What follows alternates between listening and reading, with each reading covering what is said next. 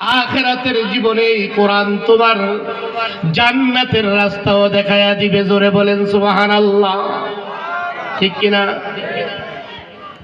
কোরআন বলে কিতাবুন আনজালনাহু ইলাইকা লিতুখরিজান নাসা মিনাজ যুলুমাতি ইলান নূর। আল্লাহু আকবার।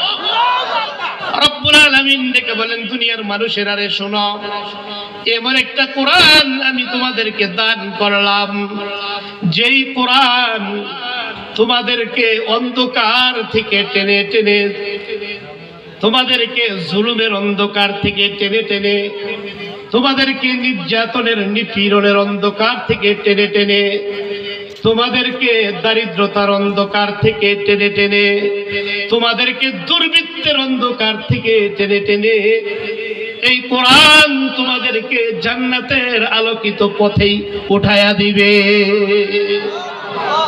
সেই কোরআন আমাদেরকে আহ্বান করছে। এই কোরআন এমন এক কিতাব, যে কোরআন এটাকে ধরলেও সওয়াব, এইটাকে পড়লেও সওয়াব, এইটাকে শুনলেও সওয়াব, এইটাকে যদি কেউ চোখের নজর দিয়া মোহাব্বত দিয়ে তাকায়া থাকে তাইলেও সওয়াব। কথা ঠিক কিনা? তাহলে এমন একটা কিতাব, যেই কিতাব এর কোনো বিকল্প সারা দুনিয়ার মধ্যে নাই, আল্লাহর সৃষ্টির মধ্যেই নাই, ঠিক কিনা? এমন এক কিতাব তথা কোরআন। এই কোরআনের মজলিসের মাহফিলের আজকে আমরা শ্রোতা হতে পেরেছি। আমরা কতটা সৌভাগ্যবান এটা এখন বুঝে আসবে না। ওই 1.5 হাত আর 2.5 হাত মাটির নিচে গেলে তখন বুঝে আসবে এই কোরআন আমার জীবনে কত বেশি মূল্যবান আর দামি ছিল, ঠিক কিনা? এই কোরআনের সাথে পরিচয় হওয়া দরকার আসেনি? এই কোরআনের সাথে পরিচয় হওয়া দরকার আছে। তাহলে আসেন এই কোরআনের সাথে আমরা একটু পরিচয় হই। কোরআনকে আমরা তার সাথে একটু কথা বলে দেখি। কোরআন তার কি পরিচয় দেয়? সে কোত্থেকে আসলো, কি নিয়ে আসলো, কেন আসলো, এই সম্পর্কে আমরা একটু কোরআনের সাথে একটু কথা বলি, কোরআনের সাথে একটু গল্প বলি। কোরআনের সাথে কথা বলা যায়নি? যায়। হযরত আলী রাদিয়াল্লাহু তাআলা আনহু বলছেন, কেউ যদি আল্লাহর সাথে কথা বলতে চায় সে যেন কোরআন তেলাওয়াত করে। সুবহানাল্লাহ বলেন।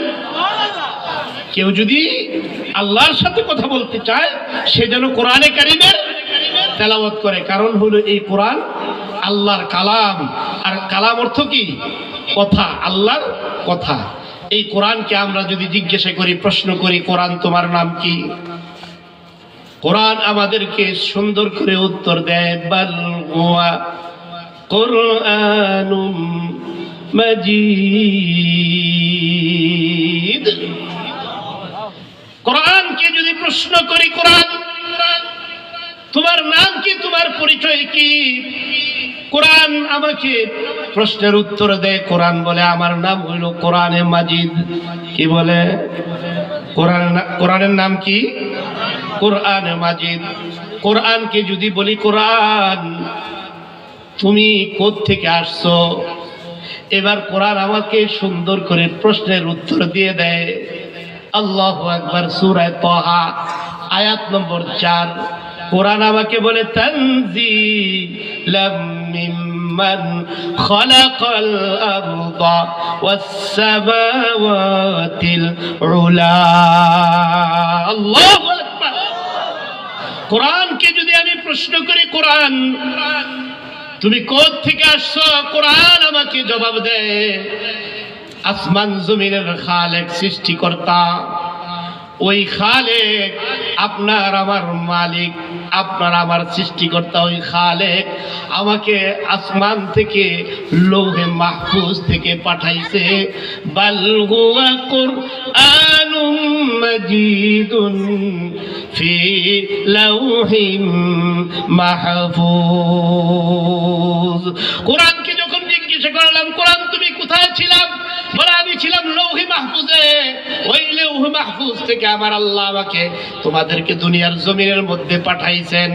যদি বলি কেন পাঠাইছেন, কেন পাঠাইছেন, কোরআন তখন বলে তোমাদেরকে আলো থেকে, তোমাদেরকে অন্ধকার থেকে বের করে এই আলোর পথে, জান্নাতের পথে উঠাইয়া দেওয়ার জন্য আমি কোরআনকে আল্লাহ দুনিয়ার জমিনে পাঠাইছে। আল্লাহু আকবার। কোরআনকে যদি প্রশ্ন করি, কোরআন কে তোমাকে পাঠাইছে, তোমাকে কে পাঠাইছে, তখন কোরআন বলে তানজিলুম মির রাব্বিল আলামিন। আমাকে রব্বুল আলামিন, রব্বুল আলামিন সারা দুনিয়ার যিনি পালনেওয়ালা, সারা দুনিয়ার যিনি খালেক, সারা দুনিয়ার যিনি মালিক, সমস্ত আলমের যিনি স্রষ্টা, ওই রব্বুল আলামিন আমাকে পাঠিয়েছেন। জোরে বলেন সুবহানাল্লাহ। কোরআন এইভাবে মানুষকে আপনি যত প্রশ্ন করবেন একটার পর একটা সে জবাব দিতে থাকবে। যদি প্রশ্ন করেন কোরআন তোমাকে কে নিয়ে আসলো, তোমাকে কে নিয়ে আসলো, কোরআন তখন জবাব দেয় ইন্নাহু লাকাউলু রাসূলিন কারীম। এই কোরআন সম্মানিত এক বাহক যে আমাকে নিয়ে আসছে, আর ওই সম্মানিত বাহক হলো হযরতে জিবরাইল আলাইহিস সালাতু ওয়াস সালাম। কোরআন সম্মানিত, আল্লাহ নিজেও সম্মানিত, যিনি নিয়ে আসলেন তিনিও সম্মানিত, যার উপর নাজিল হইল তিনিও সম্মানী। কথা ঠিক কিনা? কার উপর নাজিল হইছে?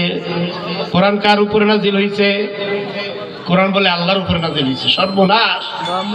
এই মুসলমান লইয়া তো সামনে যাওয়া বড় মুশকিল, বিপদ।